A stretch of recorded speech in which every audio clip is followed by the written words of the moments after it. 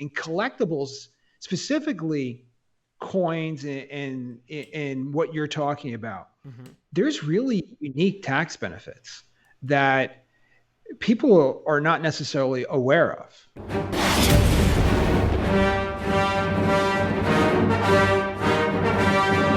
Hey, everybody, Stacking Stormtrooper. I'm here with my good friend John Smallwood of Smallwood Wealth Management. How you doing, John? I'm doing fantastic. How are you, Stacking Stormtrooper? I'm good. All of my and it's funny too because a lot of my viewers they all call me Stormy, but you know me by my real name. You've known me for over a decade now. Isn't that kind of crazy? Come to think of it, Yeah, kind yeah, of yeah, like really. 12 years. I think now it's been like 12 years, 13 years, something like that. Something Um, like that. And I knew you were really into Star Wars and things like that, but I had no idea that you were doing this. This is awesome.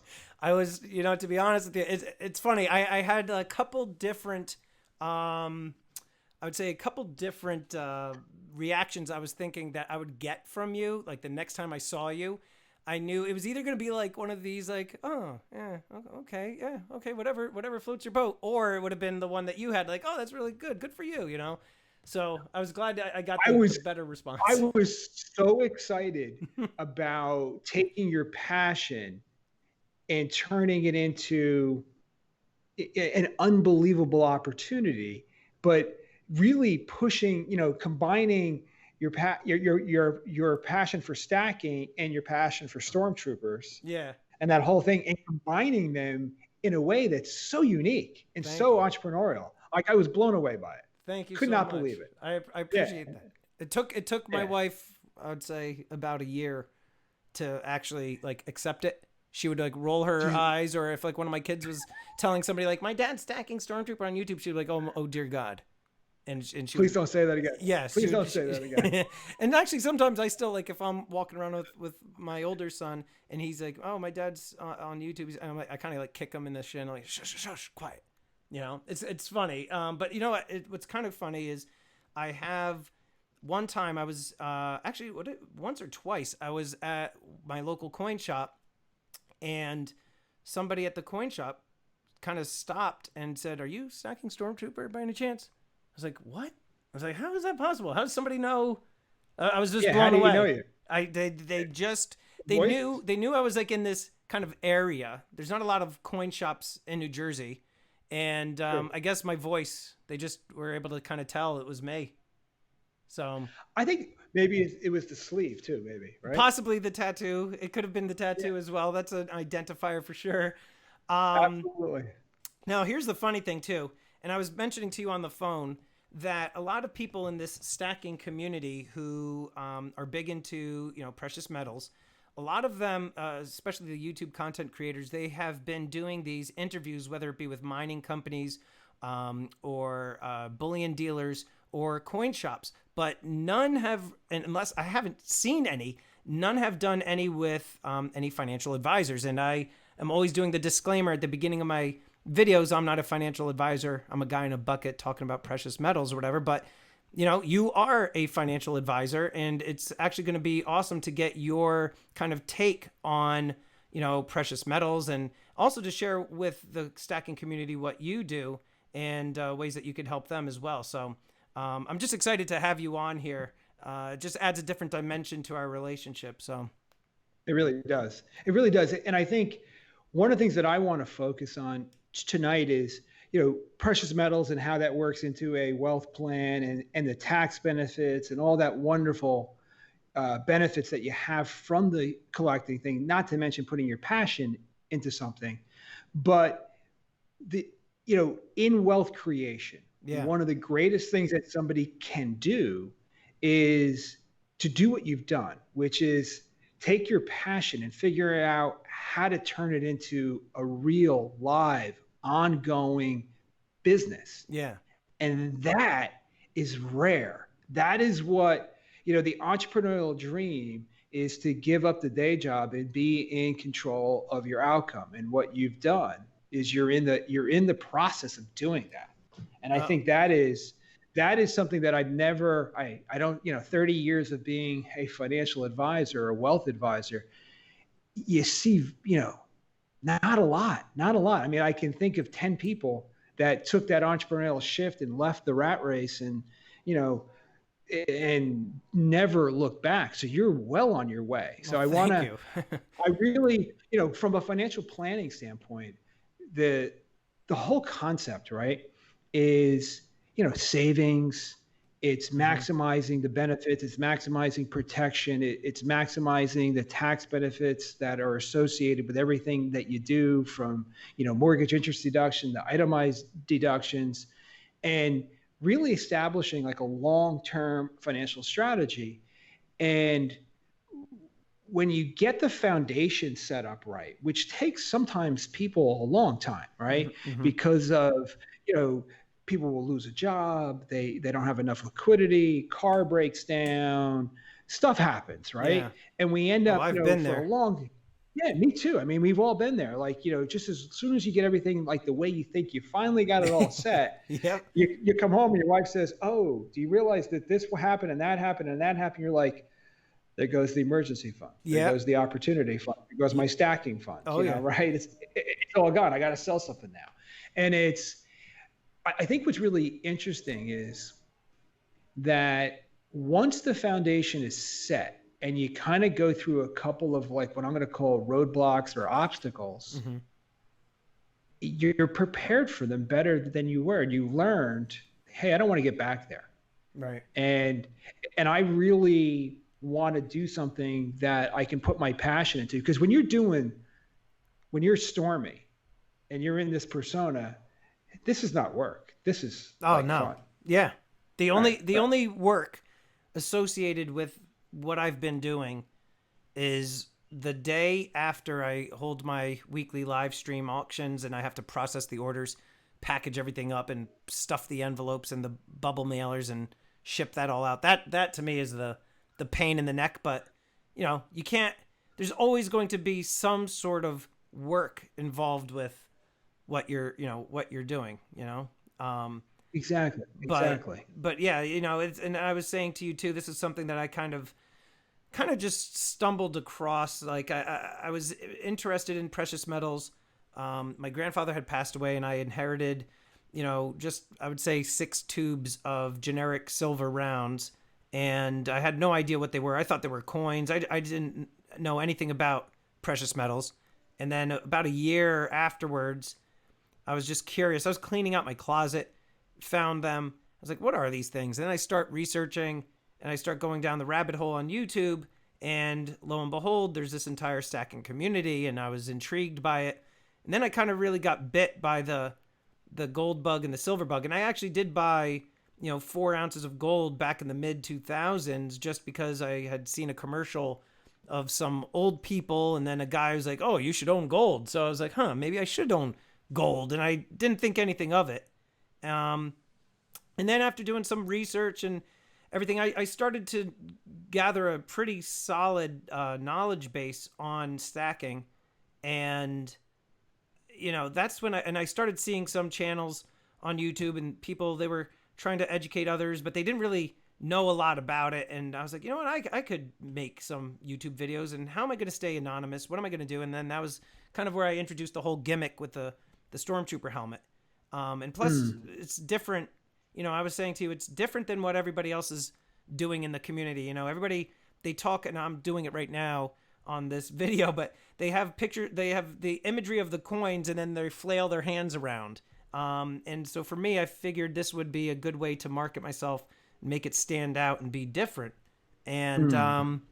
and then fast forward a little bit later, my channel started picking up some steam, and I decided to start doing these live streams.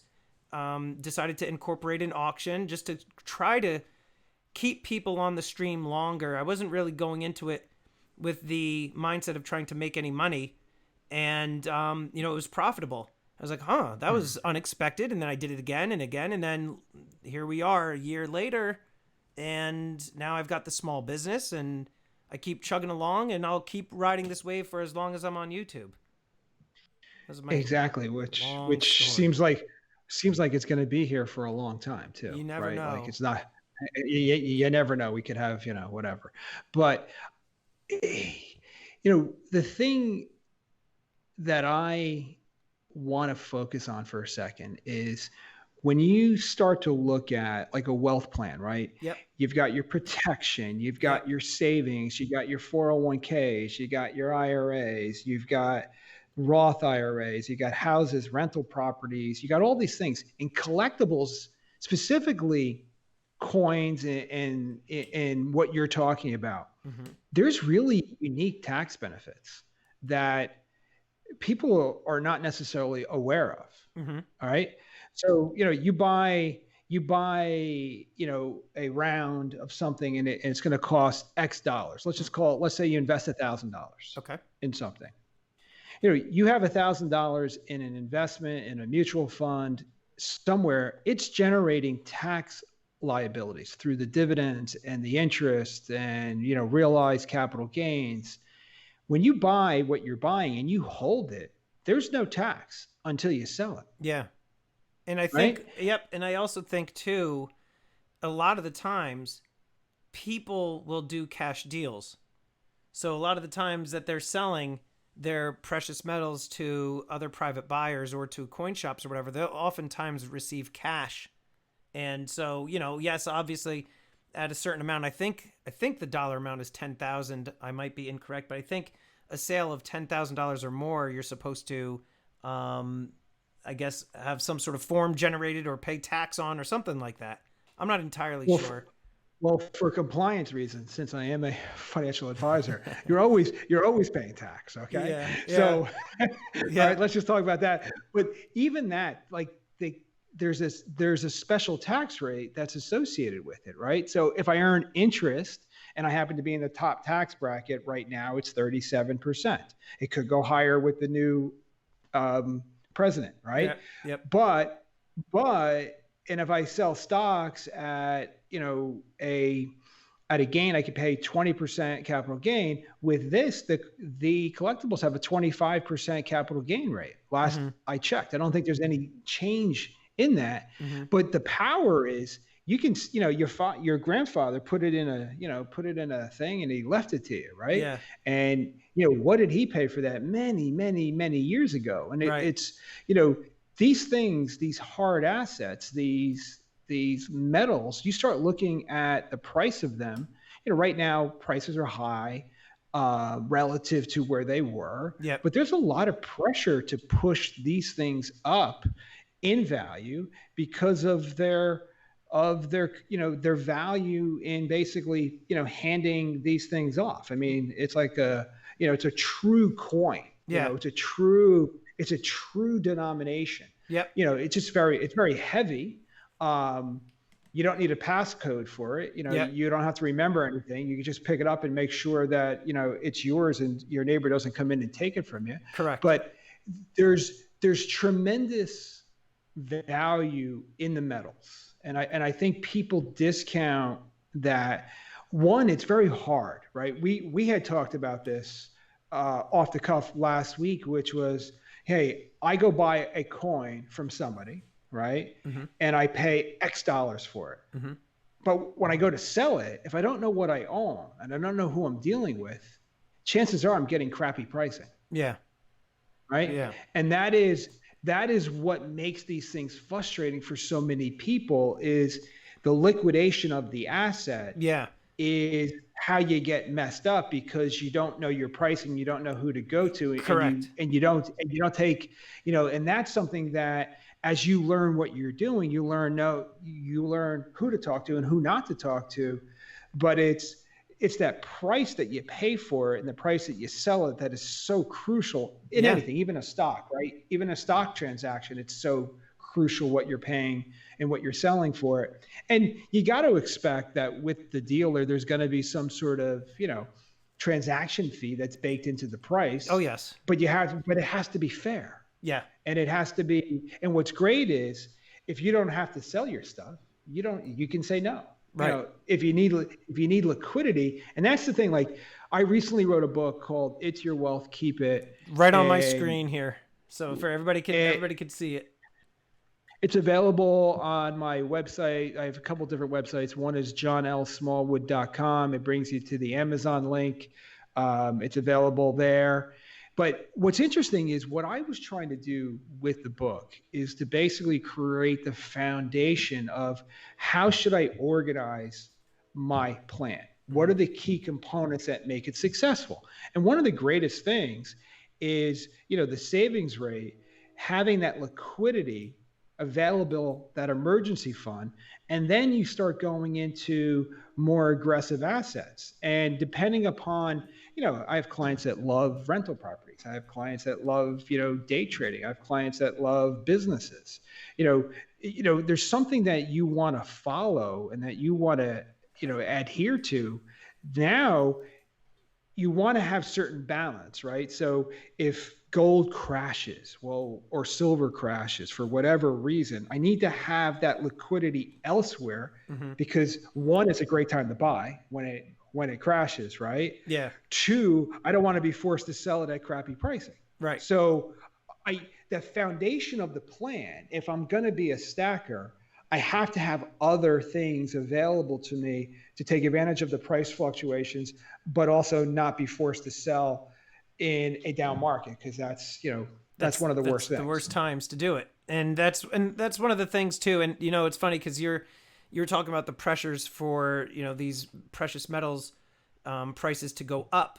And I'm relatively young, especially within the stacking community. I'm 41, so I have another 20, 25 years before retirement. And so my plan is to continue to buy, silver and gold along the way, just because it's a fun hobby. And second, being that it's a hobby, but it's also a way of life because it's a form of savings. So I constantly am looking for the prices to crash and burn so I could just load up on as much of it as I can while I can. And then when it's time to retire, that's when I want the prices to go skyrocketing. I know it doesn't always necessarily work that way, but I would like it to.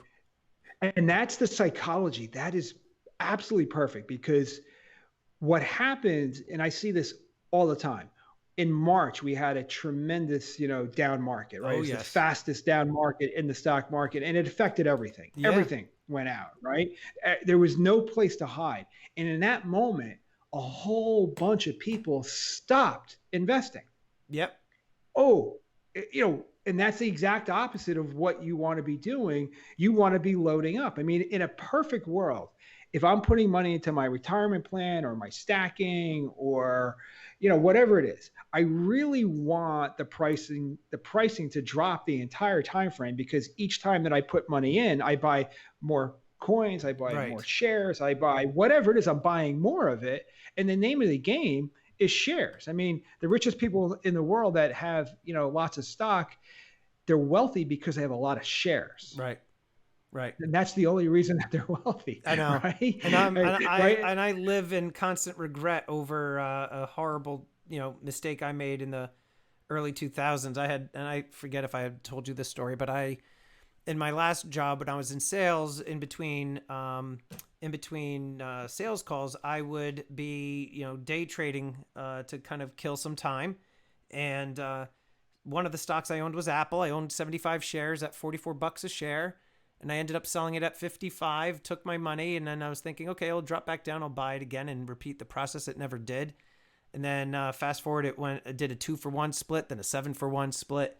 And then just recently another 4-for-1 split. And I bought recently before the 4-for-1 split, but had I not have touched it, had I have just left it alone and had that mentality that I have now of just buy it and just hold it and just wait, it would have been like something like 4,000 something shares now and valued at over like 500, 600 grand on an initial investment of $3,750. So I kind of kick myself. Yeah.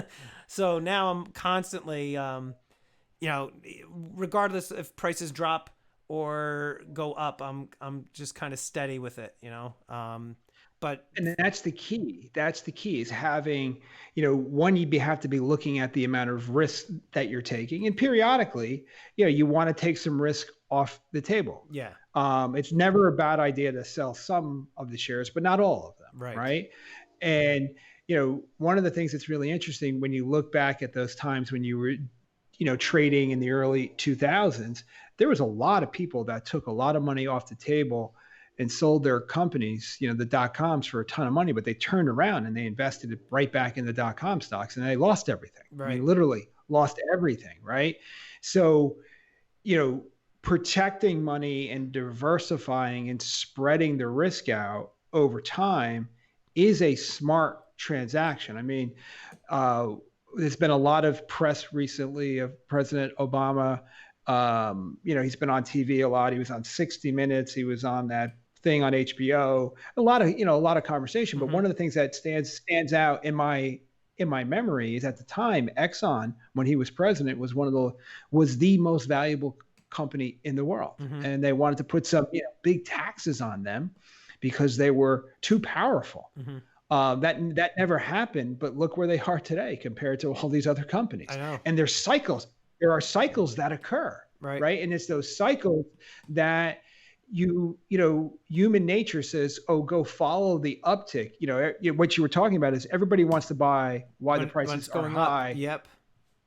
And everybody wants to sell when it's going out, and that's the time when you want to buy, and that's that liquidity factor. That's having money available.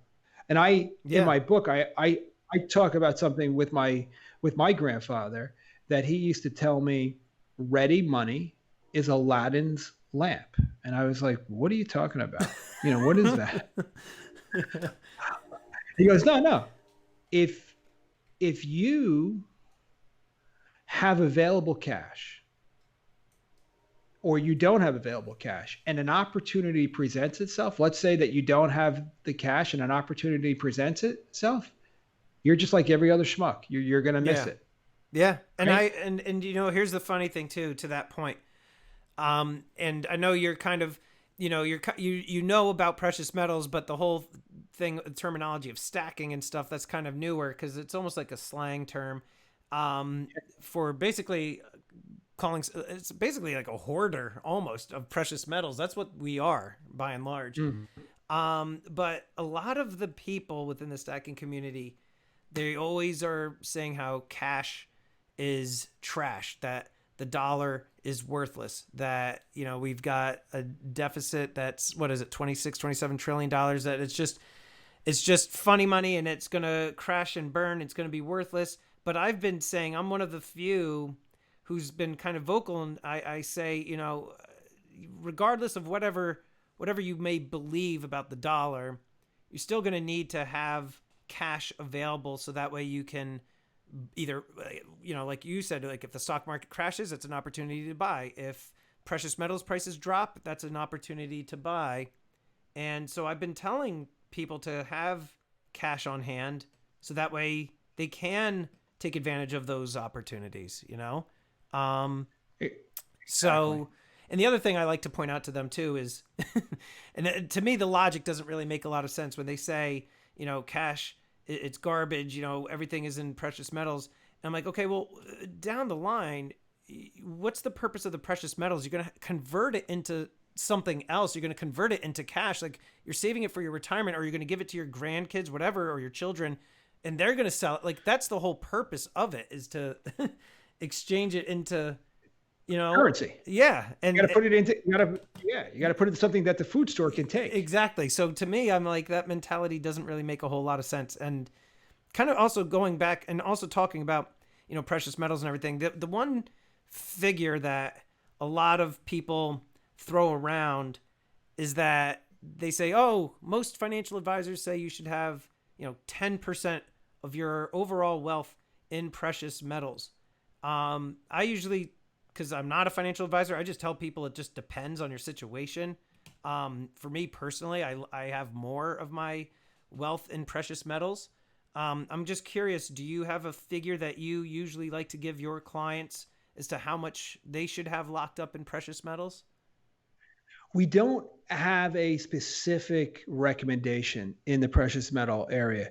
One of the things the reason why we don't, from a execution standpoint, it's very difficult for many people if you're not a student of it, right? Mm-hmm. So, there are funds that you can buy, there are ETFs, but there's a lot of people that are upset and nervous about those too. Do they have enough, gold to back them? Right. Yeah, yeah. I mean, there's a whole bunch of concerns. I don't think a lot of those concerns are real because I think most people are trying to sell against something else. But it really, it really depends on the individual. Like in our portfolios, we have an alternative sleeve, and the alternative sleeve, has natural resources. It has some, precious metals in those natural resources. That's part of a long-term strategy. You can get very deep into this and say, should you have water as part of the portfolio? Should you have timber as part of the portfolio? Should you have precious metals? And one of the things that I think, I want to come back to something that you were talking about before. Commodities are based upon the people's willing to pay a price for something. Mm-hmm. Right now, gas, oil hit $40 the other day. It hasn't been $40 in a very, very long time, right? So why? Because the demand is down. But one of the things that people need to understand is the price of a commodity, the price of gold right now appears to be free floating, right? Mm-hmm. But, if things get really ugly in the economy and the dollar's trash, like you were discussing, mm-hmm.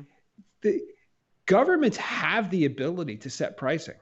Yes. And to set rules around how you can sell these things. So like anything, I don't necessarily believe that any particular one thing is the guaranteed hedge, right? Mm-hmm. That it's going to be there. And I'm not saying that you shouldn't have your money in precious metals, but what I'm saying is, if you don't understand precious metals and you don't have a person that you can facilitate transactions with in a confident manner, it's probably not a good idea to buy the individual stuff. Yeah. I mean, my father-in-law is a very, very large collector of coins and all kinds of things for years. And, those things are hard to get rid of because you can't find good dealers. So we're sitting here, you got all these great things and it takes a lot of time. And, that's a problem, right? When something takes a lot of time to go research, people get distracted by it. It took you a year, when you found them again in your closet, right? Mm-hmm, mm-hmm. That could have been 20 years could have gone by, right? Mm-hmm. So one of the things that's very attractive to a lot of people is, well, I'll buy a stock, the price of it's set by the second, right?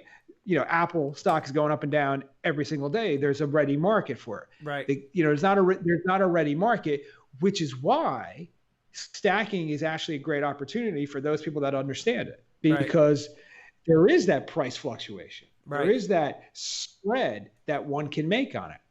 And I think it's really interesting from that standpoint of it's the individual that's going to dictate what they should have in their plan, but you've got to have the balance and you got to have everything going on. You need a certain amount of liquidity in cash at all times. I mean, I see this all the time. I just want to go off on this again because, I recommend that people have 50% of their annual income in liquid savings. Mm-hmm. That's almost impossible for most people. Right. That's hard. I have to start working on that. Yeah. I'm a little bit behind. I'm a lot behind there. I was ahead and then I'm behind. I was ahead and I'm behind. Right. But the idea is that, if you have that set up or you have that mindset set up, you have the liquidity to get through the crisis. And people will say, oh, that money is sitting in cash and it's making nothing. It's making, 0.00001%. And they're like, you got to get that money invested.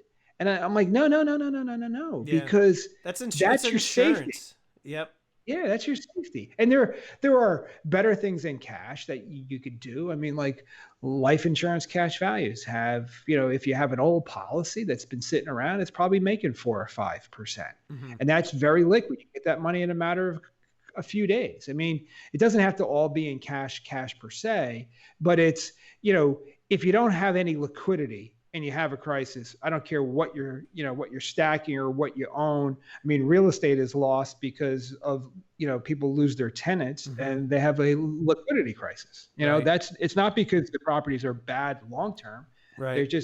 It's short-term that gets people in trouble. So the stacking side of this and the collecting side of this, I think is really interesting because you should have an exposure to it. It's difficult. It requires, confidence and trust, but there are ways to get, there are ways to do it that are not as, you know, where you can do it effectively and buy and sell it. And that's what you have to do the research on. And your financial advisor does have resources that he or she may be able to access, and that might be a way to do it. There are some good funds out there. There are some good ETFs out there that give you the exposure. Yeah. Without, you can even buy, one of the things that's really interesting, one of the problems with buying precious metals is storage, right? Yeah. And how do you protect it, right? And how do you build that moat? I mean, when people used to build castles, that was a store place of your wealth. You would, you build your castle in the middle of the forest, and you put a moat around your castle, and you put all kinds of crazy things in it to keep the people out so they can't get your stuff, right? And in the bowels of your castle, you had gold, and you have, furs, and, right. all kinds of wonderful things, right? But you had to protect it. You had to keep it from somebody to take it, right? And you needed an army, and you needed to feed that army. And, that became very expensive. Right. And then somebody got mad, and they said, screw the king. Let's go take his money and, Robin Hood. I was about to just say Robin Hood. Right? Now, let me ask you, and I'm just curious, and you don't have to divulge any details, but do you, because you said your father-in-law has a coin collection, but do you have any precious metals in terms of like bullion or whatnot yourself? I do. Good boy. Good boy. I do. Not a lot, not the 10% that you were mentioning. I'm way underweighted. Yeah, but I have some. That's good though. And the thing is, and like you said, there is a lot involved with learning about it. And whenever you are possibly interested in getting more, I love this. This is one of the reasons I got into YouTube, is because I love talking about this stuff. And I like trying to get my friends and family to get into it, because I just know the value of it, and I'm like passionate about it. And so I was recently able to convert my siblings into becoming stackers. My sister even more so now. Now she's like texting me every time she gets some new stuff in the mail. She's like, "Oh, look what I got, and look at this that I just bought." And I'm like, "Okay, I don't have time for this now. Okay, I'm glad you're finally on board. Like, I pestered you. Now you're constantly bugging me." But a friend of mine got him into it. I've been nudging another couple friends of mine that they should be buying.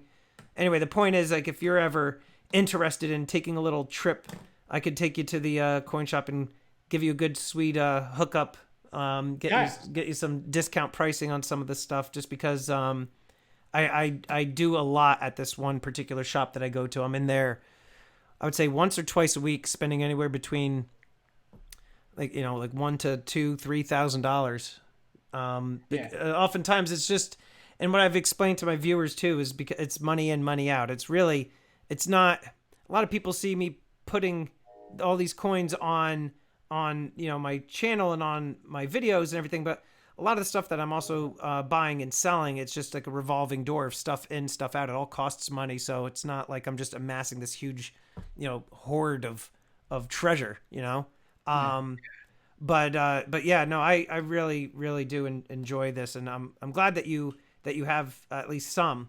And going also to your point about the difficulty in the numismatics that your father-in-law has or had, that's a totally different ball game.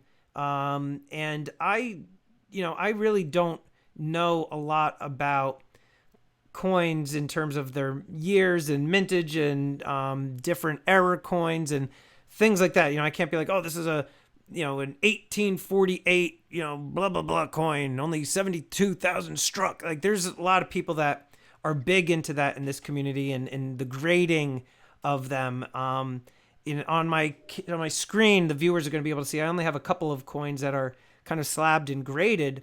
But going to your point about your father having that coin collection, the stuff that I buy is in my opinion, and I think a lot of my viewers would agree, is a lot more liquid in terms of being able to unload it. It's really, the stuff that I have is mainly bought for the metal content, not so much for the collectability of it. And that way it's a lot easier to move. It's not like you have to go on eBay and check what the pricing was and what the last thing was sold for and then try to find somebody to buy it. This is a 1 ounce Gold Eagle. This is the spot price. What can you give me for it? I try to. And that's really interesting, because that's where people get in trouble with the liquidity on these things. It's not based on the metal. It's based on, that specialty coin that there's one of 76,000 or something like that. Right. Yeah. And it's like, it's dented. It's got a chip in it. It's got something. No, this is 1 ounce. Boom. It's perfect. It's exactly, it doesn't matter what the quality of it is. Right. That's a little bit of a different strategy. And I think that's actually an easier strategy for people to get started. Yep. And to actually do it. And people are fearful that, what people are promoting, out there that you were saying is, that, cash is trash, et cetera. And people are afraid that things are going to get ugly. Yes. And they want to put some money somewhere where they have somewhat control of it, where it's not, subject to government intervention at every second. It's not a digit passing through, a computer system, which is what money has really become. Like, we use a credit card. That's what that is. I mean, it's just, digits passing through. And I think we are in a environment that we're going to see, a lot of changes in, currency, in taxation, in areas that's going to put a lot of pressure on a lot of different people. I don't think you can, go to the college and pay for your kid's college with a stack. You have to translate the stack into dollars, right? Yep. But I know somebody that tried to pay cash for the college, and they said, "Sir, we don't collect that kind of money here." But was it you? Was it you? Come on. It wasn't me. No, I'm in the digit business. I'm a financial Showed advisor. up with a duffel bag. See cash. I don't know what cash is. But it is. There's this thing that you're doing that what brings people in, I think, is that they can get good information. They can be entertained. They can marry it with some of their passions. And I think the education that you're providing, I was listening to some of the stuff that you put out, and you were talking about the predictions, right? Gold will be here and silver will be here. And you see that predictions all the time. And so, they're right or wrong. I wanted to joke about this with you, but I've been predicting that interest rates are going to rise for about 12 years, and I've been dead wrong. Right? Yeah. And, I'm sticking to my guns. Eventually I'm going to be right. That's what you were saying. Eventually you'll be right. Eventually I'll be right. But what happens in the meantime? How do I get a return that's greater than flat? Right. And these are the things that you're trying to do, is to, one is the physical commodity, but two, how do I turn it into a business that I can really, generate, a business thing? And you see, like, some of the guys on TV that are in these big shows, like, Pawn Stars and stuff like that. Right. They've turned their hobby into mega success. Yeah. Believe it or not, I was approached by somebody talking, actually 2 different people that said that they feel, after watching my live streams and everything, that they were saying, like, they believe that, I don't know, they feel like there's, like, possibly something there, like some sort of, like, reality show or something like that. And I'm like, I don't think so, not at all. I really don't think in those lines, but like you said, you never know, right? Like Pawn Stars or American Pickers or whatever, guys like going through people's garbage, and storage wars. Like, you never know,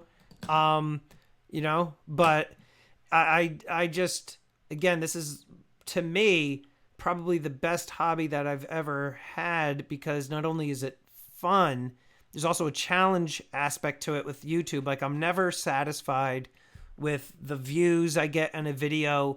And like, I'm always trying to push and trying to make more progress, and I want more subscribers, and I want more views, so I'm always, kind of pushing.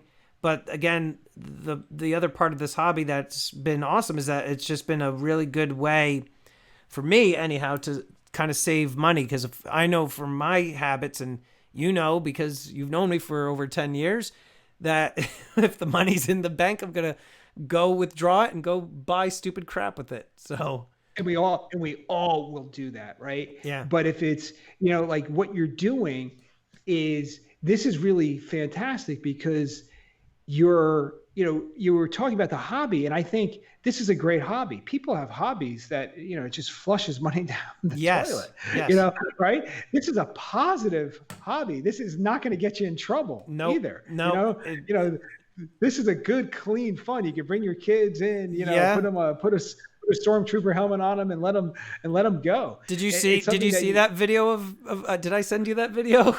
No, I'll check it out. Oh, I'm gonna have to. I'll text when we when we hang up. I'll text you. You'll actually. I promise you, it's pretty funny. It's called. I did a couple of them because people were begging me to. It was called "Day in the Life of the Stacking Stormtrooper," cool. And I'm just doing stuff around the house, wearing the helmet on my head.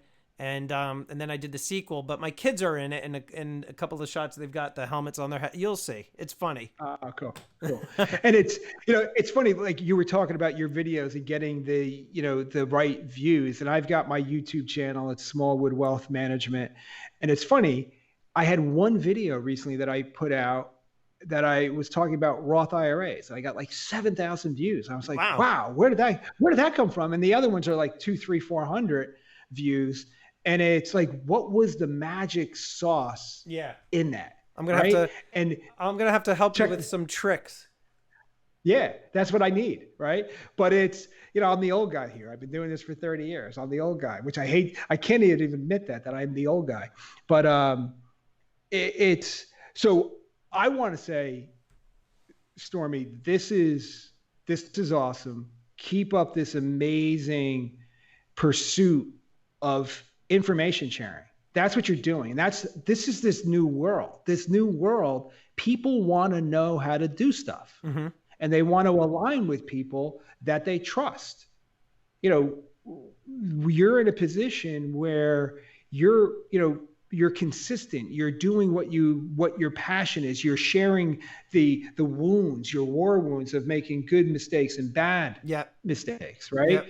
That's what I think that really resonates with a lot of people, because it's that authenticness that lacks where they are, and people honestly feel that they're going to benefit from listening to that. That's what I see, and when I saw what you were doing, and your wife did connect us, she said, "Oh, John talked about gold on his podcast or whatever I sent out." Yeah, and you're like, "Oh, really? Yeah. Oh, wow. Maybe I could." That's what I was like. Oh, hey, yeah. That's what I was like. Oh, it's safe to tell him what I'm doing. Yeah, no, totally safe. And that's the thing. Like, you got to figure out. Like, I was talking about this, and then we'll finish up and we'll move on. It's, what do you want to do? Like, what are your goals? Like, you just said you're 41. I'm 52, right? Like, what is it that I want to accomplish for the next 15 years? What's the headwinds that I have in front of me? Like college and, whatever it is, right? What are these headwinds, and how do I take my current plan and turn it into something that I want? And you're doing it by, going out and creating a business and creating something that you have control in. You have the ability to do it. I think the technology, 10 years ago, this was not possible. So this is awesome. You could have stacked, you would have been in your basement by yourself. Yeah. Now you can share it, right? Which would be a dark hobby if you were sharing it by yourself. From the basement. And your YouTube channel too, Smallwood Wealth Management. I'm going to put the YouTube channel in the description down below. I'm also going to put your website down below. The other thing too that a lot of my viewers know, as we're wrapping up, they know that I wouldn't make any recommendations if I didn't believe in something. And I've always talked about my coin shop because I've been doing a ton of business with them, And I cannot recommend you enough to my viewers. And I wouldn't have you on here and wouldn't be working with you for as long as I have been if I didn't believe in everything that you do. My wife and I, we just really, really love you and appreciate everything that you've done for us. So anybody that is watching this video, I can at least vouch for Mr. John Smallwood here. I highly recommend that you give him a call if you have any questions. Smallwood Wealth Management. Couldn't recommend him enough. So I appreciate you being on here, buddy. You're giving me a tear. I mean, like tears are coming to my eyes. So I really want to say thank you. Thank you. And that's what I want. That's relationships in my future are people that want to go to the next level. That's who I want to be with. Right. And I want to surround myself with people that have a great future. And, you do. Thank you. And you always have. And, we have on the website, there's a lot of tools. There's a podcast, there's the YouTube channel, there's a newsletter that you can subscribe to. You can get the books. There's a bunch of stuff. Ton of info. And we're here to help. And I really appreciate being on today. Absolutely, John. I'll talk to you soon, buddy. And I just want to quickly thank these elite channel supporters. And if you haven't become a channel member, please check out the awesome perks and join today. With that, I'm the Stacking Stormtrooper. Check out these videos. Until next time, long live the Empire.